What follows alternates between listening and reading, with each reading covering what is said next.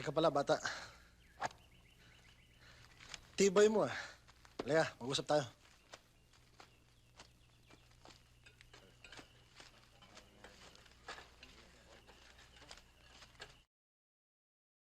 Muntik mo nang malagas itong... Ano nga pala ang pakay mo sa akin? Anak ako ni Mayor San Diego. Gusto ko lang malaman kung may kinalaman kayo sa pagpatay sa kanya. At nung sa nangyaring gulo sa burol ng kapatid ko. Kung may kinalaman man kami, malaki kung aminin ko sa'yo. At kung hindi naman, ano naman ang batayan mo para maniwala sa sinasabi ko? Hindi kami mamamatay tao. Napakanan ng taong bayan ang ipinaglalaban namin. Kaya nga kami naririto eh. Kilala namin ang tatay mo. Hindi namin siya kapanalig o kasama. Pero nire-respeto namin siya. Dahil hindi siya nangurakot o nagpahirap sa bayan. Nabalitaan namin ang nangyari sa ama mo, Romano.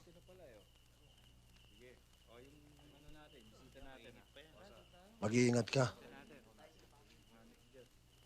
Malakas ang kalaban mo. Nandyan lang yan sa tabi-tabi.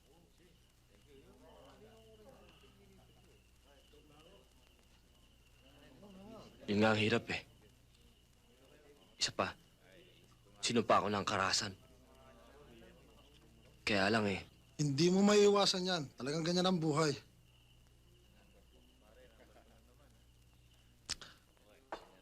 Sandali lang.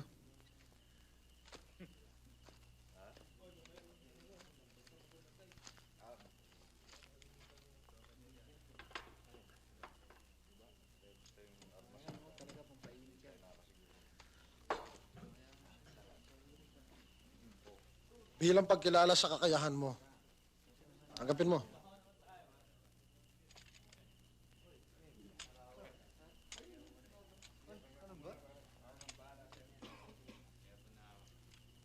Kakailanganin mo yan, Romano.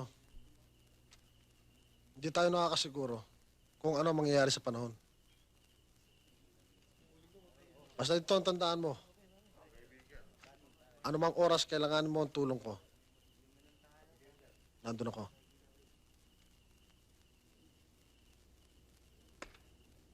salamat. Hindi ako naniniwala mga taong labas na may kagagawa ng gulo sa simbahan. Tama ka, Romano. Pero hindi rin tiga rito ng gulo sa burol ni Noning. Hindi rin mga taong labas. Paano mo nalaman? May nakausap ako mapagkakatiwalaan. Paano nangyari yun? Matagal na tayo magkaibigang Chris. Naintindihan kong katayuan mo. Pero bilang hepe ng pulisya, mukha yatang wala ka nagagawa. Alam kong alam mo kung sino may kagagawa ng lahat ng gulo nangyayari dito.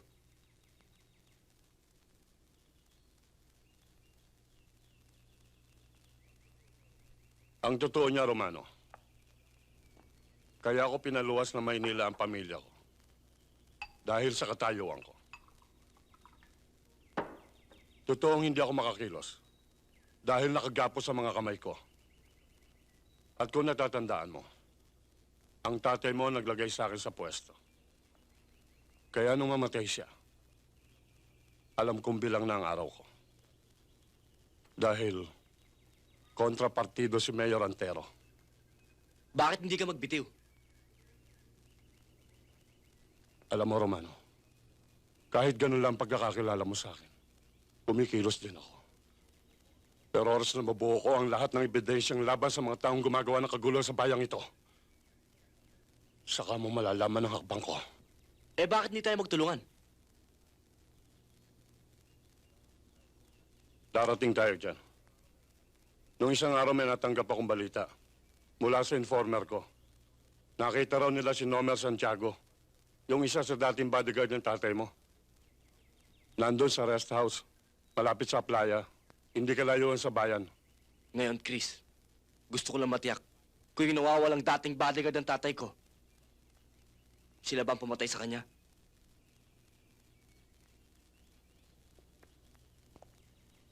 Sila nga.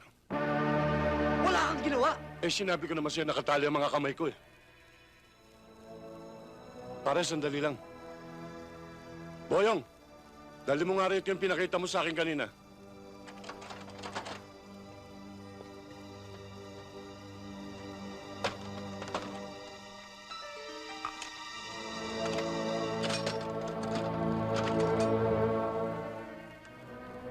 Sa ngayon, ito lang magagawa kong tulong sa'yo.